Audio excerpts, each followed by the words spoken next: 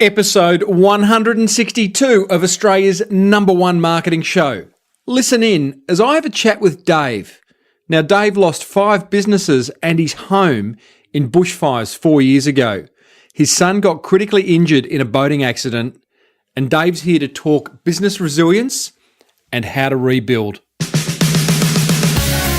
Welcome to the Small Business Big Marketing Show, where successful small business owners share their secrets to take your marketing to the next level.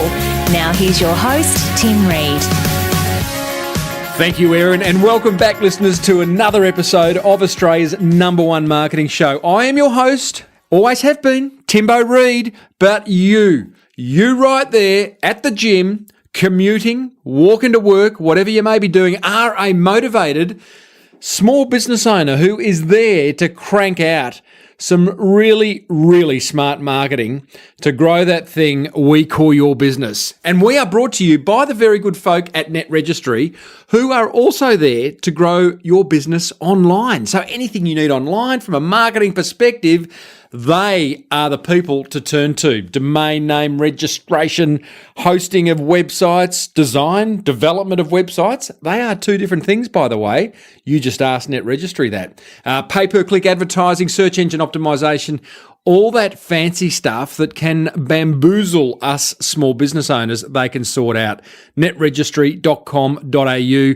Tell them Timbo sent you. They will look after you. Getting so many emails from listeners saying they are using the Net Registry services. So love that. And welcome to everyone from the Flying Solo community. Now, big episode today. An episode of highs and lows, mainly highs though. And now listen, what we got a listener question. In fact, we've got 2 listener questions, one about microphones and the other one about podcasting. So bit of an audio thing happening there. Bit of an update on a past guest, Eugene from Aquabumps. Some news on what he's up to, and it's fantastic. Feedback from a couple of listeners. One's a psychologist, the other one a winemaker. That's an interesting mix. I've got an update on some wonderful topics that are going on in the Small Business Big Marketing Forum. A reminder of the content marketing webinar that I have coming up in about 3 weeks' time. And we have a fireside chat with Dave Stirling of the Tower Motel in Marysville. Although he's from more than that, you'll understand what I mean when I have a chat to him, but you would have got a gist from my earlier intro into what an amazing story Dave has. He's going to give us some insight into how he rebuilt his life after losing 5 businesses in one of Australia's worst ever bushfires. So, boy, oh boy, have we got some ground to cover, and I promise, as always, there is marketing gold dripping from the ceiling. They want to get my gold on the ceiling. Oh, you got to love that track, don't you? In fact, the idea of dropping that song, which is by the Black Keys, I think, Gold on the Ceiling, came from one of my forum members, Nick, DJ Nick from over in New Zealand, who suggested anytime I did mention marketing gold, then we should drop that little sting in. So nice idea there, Nico. Thanks, mate. Now let's get stuck into a couple of listener questions, both sort of around the audio area. Here is the first one. It is from Anthony Murphy. He says, "Hi, Timbo. First of all, love the show. You're my marketing inspiration, mate. Keep up the good work. I don't want to take up too much of your time. I know you're busy." Oh, yeah. No, you know what? Not as busy as you think, Anthony. You know, we can all say we're really busy, but I don't know. We can always find time for more. Famous last words. One of the limiting beliefs of small business owners in order to crank out great marketing is a lack of time, a limiting belief around the lack of time. So we should address that in coming episodes, I reckon. Back to Anthony's note. I work for Mirfak, Mirfak, a small family-owned and run business of 50 years, wow, out in northeastern Victoria. Deals in manufacturing products for the Aussie food industry. We deal in food-grade seeds, grains, stone flour, etc. All really basic, healthy Aussie ingredients for bakeries and large manufacturers. It's fascinating to get a sense of who listens to this show. Such an incredible range for everything from, psychologists and vets to plumbers and teachers and people trapped in the cubicle, the corporate cubicle, right through to someone like Anthony, who's a manufacturer. Back to his letter. I've taken on trying to build the business brand through marketing and online social digital presence. Well done, Anthony. You know, you could easily choose not to when you're in a business like yours, but I think it's a smart thing to do. This has largely been thanks to you and Small Business Big Marketing. The company had always been a wholesaler, and now I'm working to create a retail brand to offer smaller size packaging for the general public and retail markets. I love a bit of brand extension, Anthony. Well done, mate. Again, you know, after 50 years, you could quite easily go, you know what? We are just doing something right, and we'll keep doing what we're doing right, as opposed to challenging what could be, challenging the industry, challenging the conventions of the industry, and see what else you can do. Back to Anthony. I have had our website updated. We have Facebook, Twitter, Pinterest, a blog, started a monthly newsletter, and I am now in the process of developing a new name and logo for the retail brand. Make sure you do your brand character work, Anthony. That's a video that sits inside the Small Business Big Marketing Forum, actually, and it's amazing how many members go through that and love it. After listening to you and your words of wisdom in saying don't hesitate in creating your own podcast, I have started dipping my toes into that pool. I am just unsure of whether it will get off the ground and gain any listener support. Yeah, well, I was too, Anthony, when I started Small Business Big Marketing, mate. I didn't have, everything starts as an idea, as a spark. There is no audience. You've got to kind of, you build something and they will come. But I'm keen to have a red-hot crack, my hesitation being the field that the podcast would focus around, which would include gluten-free, home baking, healthy Aussie products, recipes, and I hope interviews with people in related fields. Well, I think that's great. Get really clear on your editorial mission. What have you got to offer, to who, and what outcome can they expect? They're the three questions you've got to answer. And then get on with it, because, there's some really interesting stuff. And you'll find that some of those topics will get traction, you'll get feedback from listeners, and they'll want more. Other topics, it'll be like this deathly silence, which can be quite scary, but you just got to keep pushing through. So Anthony asks, how do I gauge whether there is a potential audience out there? So to wrap up, I guess I'm asking if I should push on with the podcast idea and put all the marketing gold I have learned from you into practice, or just concentrate on blogs and newsletters. Keep that marketing gold dripping, says Anthony. Now, Anthony, my simple answer is do it.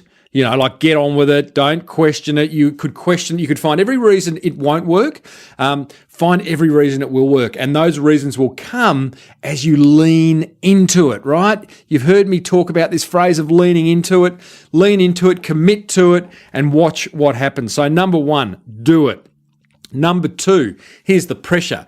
Ensure you create quality content, right? I think that's the magic in content marketing. That's the magic in all marketing. It's to create quality so that people are drawn towards it. This pull marketing versus push marketing concept. There's no shortage of marketing podcasts out there. I believe mine is popular because I share marketing gold with you and the listeners that actually share their insights and their journeys and their tips and tricks. I'm amazed. So when you do create quality on an ongoing basis, that's when you get the traction, and it can take time. Number three, be consistent and set an expectation. So be consistent in terms of, if you are going to put out a show, Anthony, do it on a regular basis and set that expectation with your listener audience. It's going to be monthly or weekly or daily or whatever it is. Love doing it would be my sort of point number 4 in terms of answering your question, Anthony. If you are going to do it, love it, mate. And it'll become a hobby. Creating your podcast will become a hobby. And that's what I want. That's what it is for me. I can't wait to hit record each week. And that's what I wish for you as well. Stick at it. Number 5, just absolutely stick at it. Yes, it will be quiet. You will feel as though you are talking down a tunnel and there is no one there for a while, weeks, possibly months, but you've got to commit to it. You'll start to receive emails. You'll start to get reviews on iTunes. People will leave comments in the show notes, and you will start to get traction. Push it out to your list. Okay, so let's talk about promoting it in order to make sure that you do build an audience. So some tips on promoting, I guess. Push it out to your list. Get it out on social media. Tell the various associations within your industry that you have a podcast, and if they could share it with their listeners and put it on their website. Put it as a call to action in all your marketing. Put it on your website, your brochures, your ads, on your packaging, whatever it may be. And get interviews on other podcasts that share a similar audience to yours. Anthony, there's some tips, mate. You will be amazed at what happens when you lean into it, and I really encourage you to do it because I'm guessing that if there wouldn't be many, if any, podcasts about the industry in which you operate. So good on you, mate. Okie dokie. I haven't said okie dokie for a while. Quite like that. Is that an Australian saying or is there kind of a global saying? Don't know. Anyway, okie dokie. Jamie Hunter hits me up on the Small Business Big Marketing Facebook and has a question about microphones. He says, "Hi, Timbo. Just a wee message to start again. Just a wee message to a big thanks for sharing so much gold on the podcast. Insert song." They wanna get my gold on the ceiling.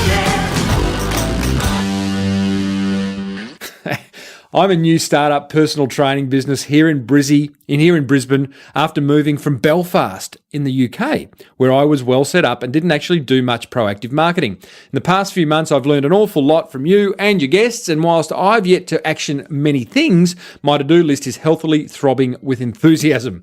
One question I have is technical in nature, one regarding video recording. I'm in the process of setting up a library of reference exercises for clients. That's a good idea. Promotion for clients, promoting my business, etc. But I'm using my nice new shiny iPhone 5 with its slightly inadequate mic. Yeah, the camera's great, but the mic's not great, not flash on those iPhone 5s. What suggestion do you have for a Bluetooth mic that I can record paired with my microphone? I recall you mentioning one on an episode. Not Bluetooth. I use a Blue Yeti microphone, which is a big microphone that sits on my desk. It makes me look like David Letterman. That's not very portable, Jamie. But I do suggest a lapel mic that plugs into the jack in your iPhone 5. It's called a Rode SmartLav, RODE, and then Smart LAV. Lavalier microphone for Apple iOS devices, and it's I'll put a link to it in the show notes for episode 162, and that's beautiful. You just clip it onto your top, plug it into your iPhone, and it's even got you can actually buy an additional windsock. It's $65. I think the windsock's $29, so you can use it outside without wind interruption, and it is a beauty. So guys, thanks for the questions. I hope that was of use to you and everyone else who's listening in. If you've got a question, head over to smallbusinessbigmarketing.com and fire away because I love receiving them and answering them. As I mentioned last week, I have got a content marketing webinar coming up on December 4, 9 till 11 Australian Eastern Daylight Savings Time. You can head over to smallbusinessbigmarketing.com, click on the big banner that says webinar and register for that webinar. Here's what I'll be covering. Why there's never been a better time to market a small business, as if you didn't know already if you're a long-time listener to this show. I want to go into detail about what content marketing is, why it's important. It's almost mission critical as part of your marketing strategy for 2014. I'm going to give you my simple 5-step pain-free. Oh, wow, Timbo. Come on, mate. Big breath. Get your words right. My simple 5-step pain-free process to implementing a content marketing strategy. We're going to get your editorial mission sorted out, show you how you can never run out of content. There's lots of ways of making sure the content just keeps coming. And then we're going to go into detail about blogging, video, and podcasting as 3 great channels and get all your podcasting marketing, all your content marketing questions answered. So December 4, head over to smallbusinessbigmarketing.com. Click on the webinar banner and I should say, will see you on the webinar. On the topic of you should never stop learning, which is kind of what the content marketing webinar is all about. As small business owners, we should never stop learning. There is a lot of learning going on in the Small Business Big Marketing Forum. In fact, you know what? I can honestly say in the last kind of week to 10 days, it's just kind of hit a new level of action inside the forum, action, activity, just excitement about getting people's marketing problems sorted out.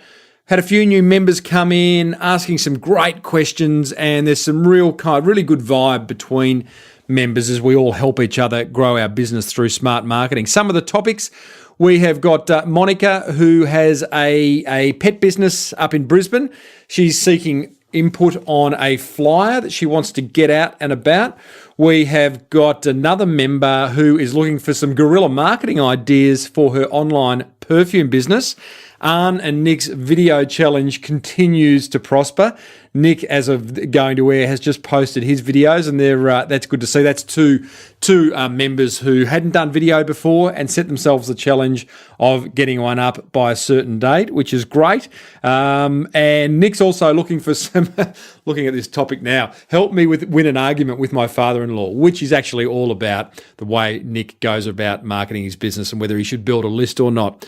We've got members, I should say, looking for help on their brand personality. There's just some really good marketing dialogue happening inside the Small Business Big Marketing Forum.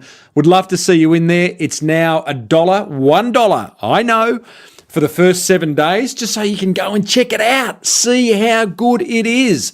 So head over to smallbusinessbigmarketing.com, click on the forum button, and you'll be inside before you can say, gee, this Small Business Big Marketing Forum is really good. Okay, let's get stuck into today's guest. It is David Stirling of Tower Motel in Marysville and a number of other businesses, as you're about to find out. David was introduced to me by long-time listener Tim Button of Button's Creative, and Tim sent me a note a while back saying, I met a guy by the name of David Stirling last week. He lost 5 businesses in Marysville on Black Saturday, then had his son taken seriously ill shortly thereafterwards. He spoke of resilience in business, very inspirational. He is very inspirational. What can I say? I mean, this is an interview. It's all about resilience and it's all about rebuilding. I meet a lot of small business owners in what I do, when I speak, when I'm out and about, and there are some doing it tough, and there'll be some who are doing it tough listening to this show. We all have tough times, and we all sometimes think, why are we doing this? How are we going to get through this next bid? You know, it could be a cash flow issue. It could be a staff issue. It could be a personal issue. Whatever it is, we've all got to deal with them. There's always going to be tomorrow, and there's always going to be light at the end of the tunnel. My guest, David, has seriously experienced devastation, and he's rebuilt, and I think there's lessons here for all of us. So without further ado, this is inspirational stuff. It deserves an inspirational track.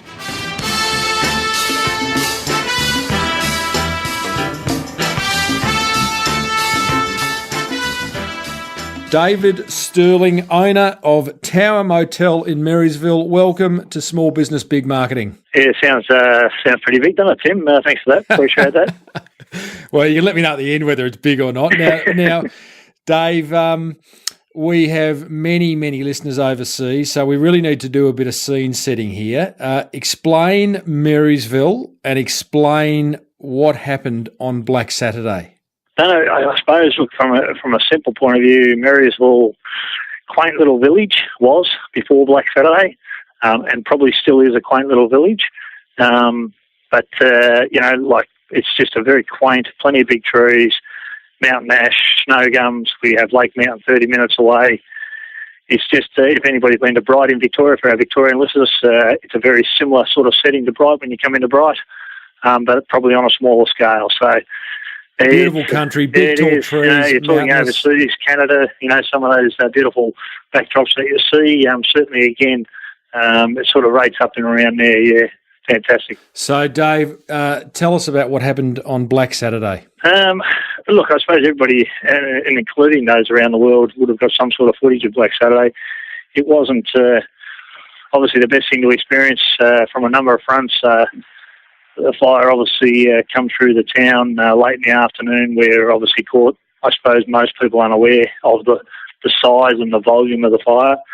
And basically residents had to flee as best they could or take refuge as best they could. Unfortunately, we did lose lives in the fire. There wasn't much left after the fire itself. Wiped out most of the town, some 450 homes and businesses. And with only, basically a handful of buildings really left standing, wasn't a huge amount. And the fire continued, I suppose, for 2 weeks, not just the initial day, but the fire continued. Now, mate, at that time, you had 5 businesses in Marysville. What were they? You had the motel? Yeah, we didn't have the motel at that point. We actually had 2 retail shops, one called Lit and Beyond, which we've actually got reopened. Another one called Flirtatious, which is a lingerie shop. We also had the... I'll just make a note of coming back to that, Dave. Just one tick. Yeah, keep going. Yeah, and we ran and managed the pro shop at Marysville Golf Club. We had a B&B in Marysville, and then on top of that, we had a lavender farm a little bit further out from Marysville. So, quite a number of different things, and say no more, all gone. Mate, that's it, mate. I mean, to have 5 diverse businesses. So yeah, very diverse, you were overseeing, just at a business level, we'll get back to what happened and how you came out of that. But at a business level, you were sort of overseeing all those businesses? Yeah, look, I suppose, and you open up by saying small business, etc. And I mean, we were very much a micro sort of business with even those retail shops. And the B&B, we got going, and, again, it sort of runs itself once you take the bookings and put people in. It sort of looks after itself, I suppose. The lavender farm, again, obviously a lot more work in relation to getting that up and going, in relation to pruning and the right time of the year, all those sorts of things.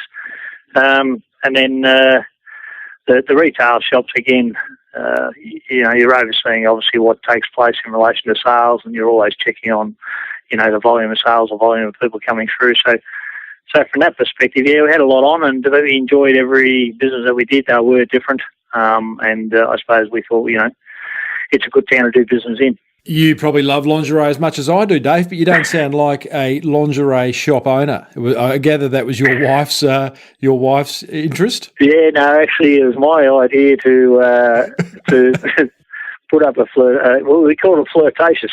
Yeah. And it obviously had fragrances and body products. So it sort of wasn't just lingerie, but it sort of obviously catered right into that field.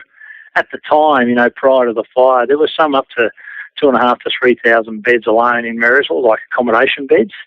Yeah. And we felt ourselves, from a marketing point of view and from a business point of view, that it was probably a niche market to get into in relation to supplying, particularly those couples that were coming away for a weekend, the opportunity to discreetly, if you like, purchase some lingerie, and Bob's your uncle, Mary's your aunt, and they'd have a nice weekend. And race back to your B&B and happy days. That's right. You had all bases covered. You could really you could head out for a little bit of a pair of knickers. You could run back to the B&B. That's it. Afterwards, you could go for a swing on the golf course, I mean. Of course. And then swing, yeah. There's a lavender farm in there somewhere. What was the 5th business? Yeah, there's a lady shop called Lit and Beyond, and you mentioned about the other shops tying in. Well, this one was the other half could run a candle for his other half, take it back home, serenade her, and the rest was history. It's called Lit and Beyond. It's a lady shop with candles and ladies' clothing. You are romantic, an absolute romantic. So ladies' clothing, jewellery, so they could do the whole work. So within all the shops, say no more. You're giving my overseas listeners the very wrong impression of Marysville. Well, I did say it's a very romantic town and a very a lovely little spot to come and relax. Now, Dave, what was the date of Black Saturday? Yeah, Feb 7. Year? 2009. Righto. So 4 years ago, the worst fire in history sweeps through your hometown, knocks out the town. Lives are lost. You've lost 5 businesses. Mm-hmm. Tell us about the time between, getting through just what you have to do. Getting back a roof over your head, getting the town back up, and starting and deciding to rebuild. Tell us about that kind of time. Yeah, look, I must admit, Tim, we were pretty fortunate. We had a couple of cottages out at the Lavender Farm, and we were out there. And I suppose, one, we couldn't get back in after the fire. We couldn't even get back into that particular property for up to 2 weeks. So I suppose we didn't actually have to rebuild a house as such. But at the end of the day, we'd lost everything we'd basically worked for over a number of years. And there wasn't a particular time that sort of dawns on me that, how we're going to... I think it was just a progression of just very small steps and trying to get your own life back in some sort of order, because it was a huge shock. The loss of lives and just nothing left of the place. And unfortunately, we've seen the devastation of the cyclone in the last day or so. overseas there in the Philippines. And I suppose, the fire obviously left that same sort of devastation through the town, and we had to work out whether we wanted to open up a business, and if we did want to open up a business, how was that going to work when basically there was nothing in town, and not a lot left in town. So tell me about that conversation. That's kind of, so you and your wife, is it you and your wife who sit down and look at each other and go, well, what do we do? What are your options? Yeah, that's right. Well, the options there ain't a lot apart from shift out, shift to another, if you like, country area, suburb, whatever, and pick up the pieces and start again with, we were lucky enough we had insurance, which again, I'd, make sure that all businesses are obviously insured and houses are insured. I think that gives us a chance to regroup and rebuild at some point when we were ready. So we sat down and had a chat about it, went to a couple of different places to check out how they had recovered from different fires. Like Canberra had some fires, some many years earlier, so we wanted to see how they'd sort of rebuilt. The Grampians also had a fire. We wanted to see how and if they'd recovered or were recovering. And we needed to do research around just, what are the chances of Marysville recovering from this. So that was probably what we did initially, to try and get our heads around it. And then from there, we decided to open up Lytton Beyond, the candle and lady store. How long, Dave, what was that time period until you sat down with your wife and had that discussion? Is that 2 weeks? Is that 6 months? No. Yeah, probably more like months. Yeah, I don't know exactly when it was, Tim, and certainly, probably 6 months, I would suggest, after the fire, that we'd had a number of discussions around how, what we're going to do. And, I think the opportunity came where there was a shop where they were refurbishing one of the buildings that got left, and they were going to put in some retail areas if anybody wanted to maybe start up a business, cheap rent. And we thought at the time, maybe if we do, there's an opportunity to do it. Mm.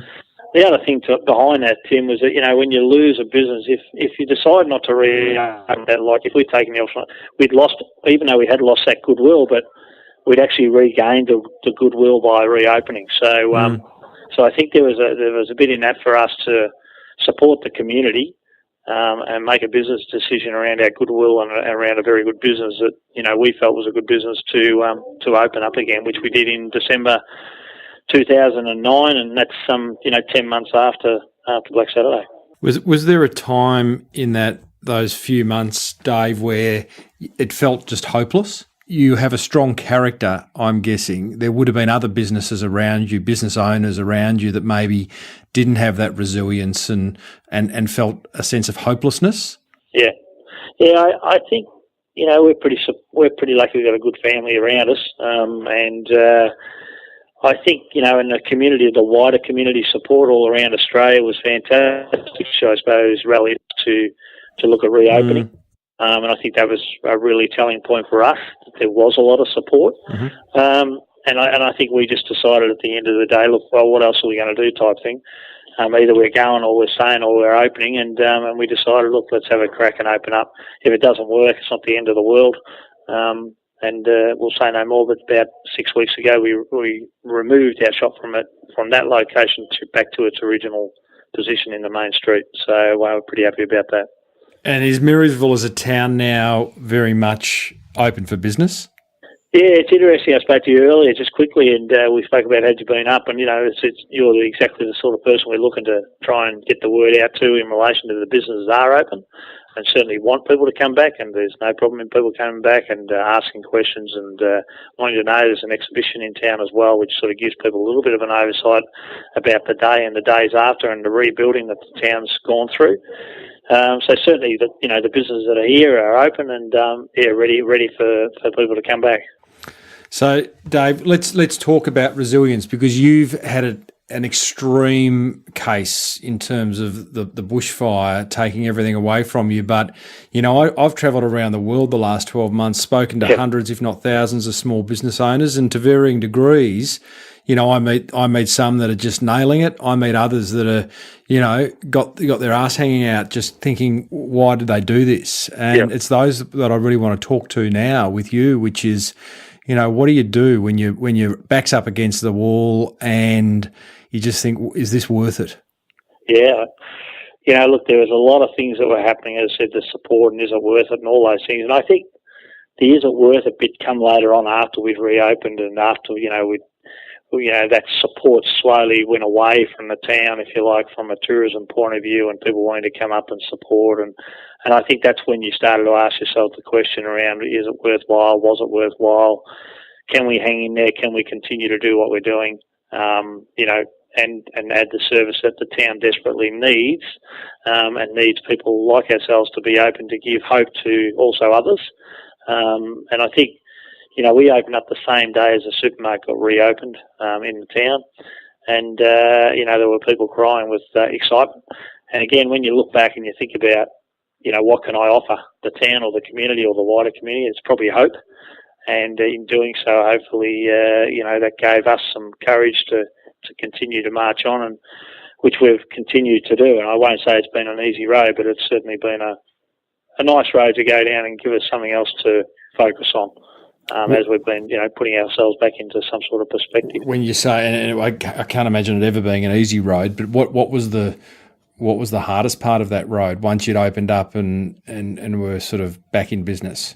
Yeah, I think the hardest part, obviously, look, you got to manage a lot of things in relation to, your finances and cash flow, all those sorts of things. It's all right to open up a business, as everybody knows, and you've got to make sure you know what's going on and where your market is and, who you're marketing to, as far as where this tourism traffic, which was automatic past, where the hell it was going to come from. And I suppose, from that perspective, that was probably difficult. The emotional part was difficult. The emotional part for community, the emotional part for even people coming into the shop that remembered the shop before, coming in and telling their story and offering their support. I'm fortunate again that my wife and my daughter, I've got two daughters, both of them sort of help run the shop as well. So, sort of as I said, it's a more family involvement thing, and we were pretty happy to get it open and happy to be seen as a business that's coming back and giving other people hope, I suppose, that, if they want to do it, look, here we are, we're doing it, let's have a crack, sort of thing. So did you get a lot of your strength from externally knowing that you were helping others and inspiring others? Is that kind of where you got your inspiration from? Yeah, I think so. And I think, for me personally and the wife, I mean, we've had a good business in town, as in the business has been good to us in relation to the community. So we felt we needed to give something back, and we needed to, probably lead the way if we could to giving something back to the wider community. And I think that's probably what drove us and still drives us right this very day. I said to you before, I've got a paintbrush in the hand because, it's those sort of things that continue to drive. If you're not driven in business by something of the bigger picture outside of your business or within your business, then you're probably going to, you're not going to enjoy it too much. So, there's a lot of things that drive a person, I think, but if you're in business, you've got to find and know the things that are actually, hit your hot button to make you, when things aren't going so well, what you're going to draw on to get you over a few hurdles. So for you, it is community and building something bigger than just your business. Because are you head of your Chamber of Commerce? I'm chair of the Chamber of Commerce, yep. Yeah, so for you, that's that's walking the talk of just helping rebuild the community. Yeah, I think, look, and it's not easy for every business to just get up and, because at the end of the day, there wasn't necessarily anywhere where any business could actually just, decide to put their hand up and jump into a shop, and because there were no shops in town. So it wasn't easy. Some people were operating, some of the businesses were operating out of containers to continue their livelihood. Again, it wasn't difficult. It was difficult, not wasn't difficult. But so those sort of businesses who were doing that, people operated out of a tent originally, a big marquee that people were feeding the tourists on a weekend in particular that were coming through. So like cafes were setting up as best they could. So it was a very emotional time as different things sort of popped up. And the community were involved in some of those areas to try and help everybody, get on and get by how we could at the time. I imagine in times like that, Dave, some amazing things would have happened. Some, just things that you just came from left field. Anything in particular that comes to mind? Oh, look, there's one personally for me was just, and sometimes it's not the biggest things, it's just the smallest things. And for me, this was wasn't a big thing, it was the smallest thing. But I actually went down to a place called Healesville, 30 minutes from Marysville, and went down there to get some hardware to do on the lavender farm. And anyway, I got a particular machinery, and I ran into a guy that I knew who was a builder. Done some work for me in the past, hell of a nice fella. No dramas, had a chat, and he asked how everything was going. We sort of had a chat and moved on, and I went back the following day or 2 days later to take the bit of machinery back, and went in to pay the bill, and the bloke behind the counter said, sorry mate, there's no bill here. And he said, well, I said, what do you mean? I said, I hired it out 2 days ago. He said, yeah, I know you did, but it's already been paid. And I couldn't work out what the hell had gone on in relation to who'd paid it. And I sort of questioned him a couple of times, and then he said, look, I can't tell you who paid, but somebody's paid it for you.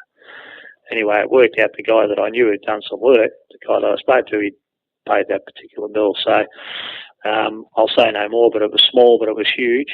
And let's just say that he continues to now, even in our rebuilding, which we're doing a lot of refurbishment at the Motel at the moment, he's obviously been given the work to do. So say no more. Yeah, mate, that's a great story. You know, as I hear you talk and I think about, you know, things that I run into, problems I run into in my own business, and I know listeners running into their business, it's just like, you know, so many things pale into insignificance, and we tend to worry about really the small stuff, which we should just move on from. Well, you know, and I speak to business groups and community groups around, you know, Victoria, etc., and New South Wales, and I had my son who 6 months after we bought the motel, unfortunately had a very bad boating accident, and basically ended up in a coma for 3 months, and nearly never made it through. When I look at the fire situation, we got out of it unscathed in relation to our family and our lives. My son's situation was dire, and spent 12 months in rehab while we'd just taken over a new business. We were in and out of hospital every day for nearly 12 months. If you're asking a business owner, while in business, as I said to you before, there's some things that got to drive you far bigger than what the business is. And let's just say the son hasn't necessarily fully recovered, but he has made a miraculous recovery compared to where he was probably at, where he's had to learn to walk, talk, and feed himself. So, you know, it's quite amazing when you talk about you're in business and why are you in business. We're lucky enough that we could have the time out of our business to also go and visit and make sure that he was supported through everything he needed. So, yeah, quite huge. Mate, that's massive. You know, you've had two, I don't know what you call them, life events. You've had the bushfire, you've had the boating tragedy with your son who's all but recovered. They are significant events that make you take a very, very hard look at why you do what you do. To those business owners that may not have had, you know, anything near what you've experienced, but are still kind of, you know, not the happiest of campers. Do you have like a sort of process or a question that you get them to ask themselves in order to find their why? I don't, but I think, you know, look, people need to sit. I think what happens is people get into business and they expect that they're going to make $1 million overnight, and they expect they're going to go on all these overseas trips, etc., etc. And, you know, sadly, that's not the case for, you know, probably 90% of the businesses out there. And, you know, maybe they might drive the flash car, but it's about finding out why it is you're in business. It's interesting to note that, you know, one of the reasons that I've always said that I've been in business is because I can actually please how long I want to work or how short I want to work. And if I need time off, I don't need to grovel to the boss and see him get me 1 week's holiday pay that he owes me, etc., etc. So the business was never about making money, or businesses has never been about making money. It's actually been about paying the bills. Obviously, it's about making money to survive and obviously put money back into the business. And obviously, if there's some left over or plenty left over, that's fantastic. But our business has never been revolved around making huge amounts of money. I mean, you know, they're sort of like, if you like, a small lifestyle business, mum and dad sort of businesses, which, you know, there are plenty of those out there, plenty of small businesses out there. But I think you've got to know why it is you want to get up in the morning and bounce out of bed. And you just can't afford to go in with a sad face into your own business, whether you're working from home or whether you're working in front of other people. You've got to find what it is that's going to drive you to perform and make your business better, and make it better than what it is right now. And look at those areas within your business to see what it is you've got to do. Very, very good point. And, if it's not setting on fire, then go and find something else. Doesn't mean you shouldn't be in a small business. It just might have mean you've picked the one you're in for the wrong reasons.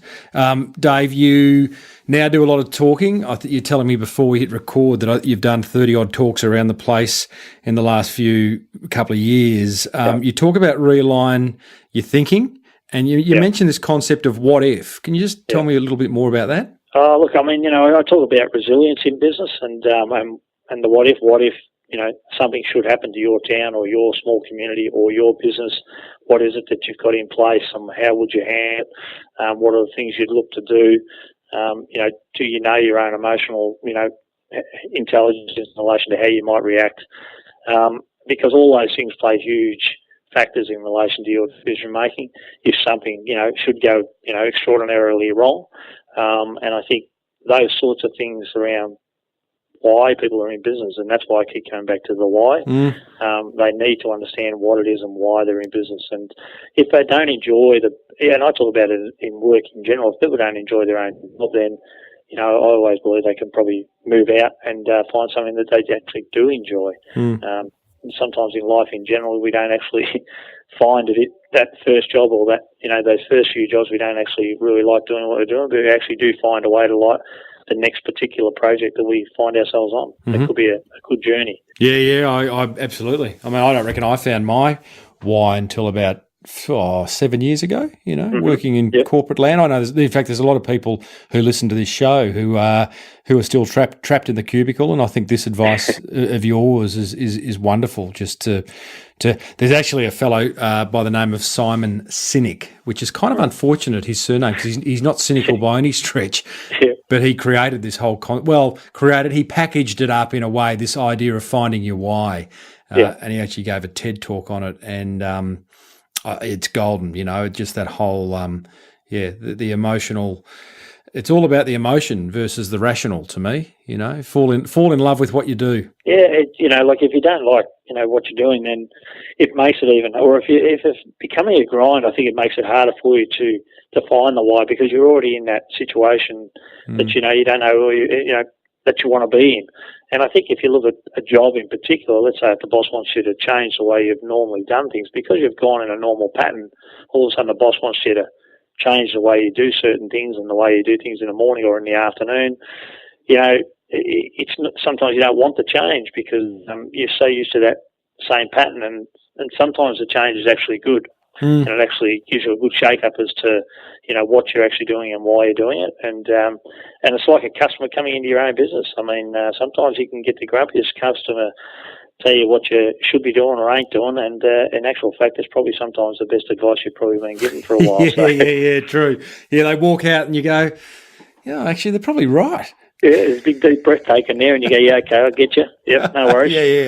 Yeah. Thank you for that. Not at the time, but after that, I really appreciate it. Oh, Dave, mate, thanks so much for sharing your story. It's only a small story. It's nothing major, but I'm just hoping that other people can, certainly look at what they're doing right now and just work out why it is they're doing what they're doing right now. If it's with a partner, and I'm lucky enough that I have great support, Tim, with a family support in relation to the wife and that, and everything we've taken on, and so we've taken on the motel in the last few years, which is in doing a lot of refurbishment. But again, it's about the understanding why you're doing what you're doing, and then I said unfortunately we had the situation with my son, and I think again that's why we're doing what we're doing, because we were able to take that valuable time out of the business and put it into our family when it was desperately needed. So I think that's really important to come back to what it is, why you're doing it. It's not about the money. Great place to finish. Thanks, Dave. No worries, Tim. Appreciate it, mate.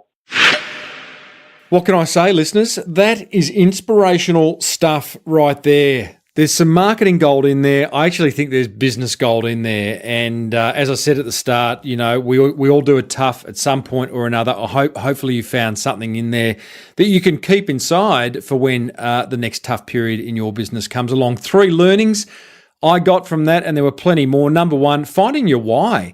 It's just so important. David found his why, and that drives him to do what he does. When times are tough, this is my number 2 learning, when times are tough, look around and see where else you can make a difference. David draws a lot of inspiration, I think, from helping others and helping the community. He's head of the local Chamber of Commerce, and just that ability, knowing that he's making a difference outside of his own business, I think is fantastic. So that may be getting involved in some kind of community activity for you, maybe mentoring someone, making a difference in some way. Number 3, have more than one business. David had 5. That's kind of interesting, spreading the risk. They often say, I've heard before, whoever they are, but I've heard before that, 1 is a scary number in business. 1 is a dangerous number in business because all your eggs are in one basket. So having more than one business, that's interesting. And in today's day and age, having a business, having more than one business isn't as necessarily hard as it used to be. Hope you enjoyed that. There are so many great guests coming in the coming weeks and months. Quite amazing what I've got lined up, including Dr. Snip. That was an unusual way to finish that segment, wasn't it? Dr. Snip? That'll leave you hanging. You could always look him up, but I think you can guess what he does. And from all accounts, he's a pretty smart marketer. So we have got him and quite a number of guests coming up in the weeks to come. Now, let's get stuck into a bit of listener feedback. I've got one here from Paul Smart, long time, very enthusiastic listener, Paul, to this show. And he's just made the jump. He's shaken off the corporate shackles. And he says, Timbo, again, thank you. We sold out of our first run of Pinot in 9 days. Thought it would take 30. This crowdfunding thing is great. Paul went down the crowdfunding route to raise funds. Just wanted to let you know that I've mentioned you in a guest blog, which is at iquitmyjob.com.au. Love that. If I had not stumbled upon your podcast, I would not be where I am today. Cheers, Paul. Hey, Paul, love your work, mate. Love your enthusiasm and good wishes to you in running and starting that new business. Love it, mate. Thank you. And here's one from Grant Dempsey, who is a psychologist/counsellor. He says, hi, Tim. I'm a first-time listener. And by the way, I'm a bit conscious of how long this episode's going for, but how long should a podcast go for? As long as it needs to and not a second more. Back to Grant. Hi, Tim. I'm a first-time listener and just listened to your guerrilla marketing podcast. Oh, that was a few back. I'll put a link to that in the episode show notes of this one, which is 162, so you can find that if you haven't listened to it. I was recommended your podcast by Alan Nunez of the marketing firm. Great interview. I too was expecting the worst after your intro and was pleasantly surprised. I don't know what that's referring to there. Anyway, he was pleasantly surprised. You certainly under-promised and over-delivered. Yeah, well, that's a pretty good marketing strategy there. Well done. There were some great tips in the interview that I'm going to take away and apply to my business at our next planning day. On another note, my background is psychology and counselling, and I was interested in your relationship counselling tips at the start of that episode. Yeah, okay. We had a listener question about relationships and how they impact on starting a business. As a relationship counsellor and also a small business owner, I have seen a recurring pattern with couples in business, one or both. When the business is struggling, so is the relationship and vice versa. Yeah, I can imagine there being a strong correlation there, Grant. I've helped a number of couples sort out their relationship and have seen again and again that as their relationship improves, so does their business. I think this is a topic that is worth you exploring further, although it is not a marketing topic. Cheers, Tim. I'll load up some others and listen up some more and suggest it to everyone I know. Hey, thanks, Grant. Yeah, that topic, it isn't a marketing topic, and I'm pretty strict on my editorial mission, like you all should be when you're creating content. Now, we're going to cover that in the content marketing webinar coming up, but it forces me to say no to things and allows me to say yes to things, and that's the power of an editorial mission. However, the idea of, having strong relationships with your loved ones, your partner, friends and family, whoever it is, clearly makes us the people that we are. And clearly that impacts on whether our business is going well or isn't going well. So I'll put some thought into it, Grant. Can't promise that, but we'll put some thought into it. Either way, thank you for your feedback. If you want to send me feedback, guys and girls, go to smallbusinessbigmarketing.com. You can send me a voicemail from there, or you can send me an email, and would love to include you in an upcoming episode. Look, I reckon that's about it. We are done and dusted here. Hopefully there was some marketing gold in there for you. They wanna get my gold on the ceiling. Yes, sir. There's that song again. Gotta love it. And we will see you next time for another episode of the Small Business Big Marketing Show, Australia's #1 marketing show, by the way. Until then, may your marketing be the best marketing. See ya. You've been listening to the Small Business Big Marketing Show with Tim Reid. Want more marketing goodness? Then visit smallbusinessbigmarketing.com.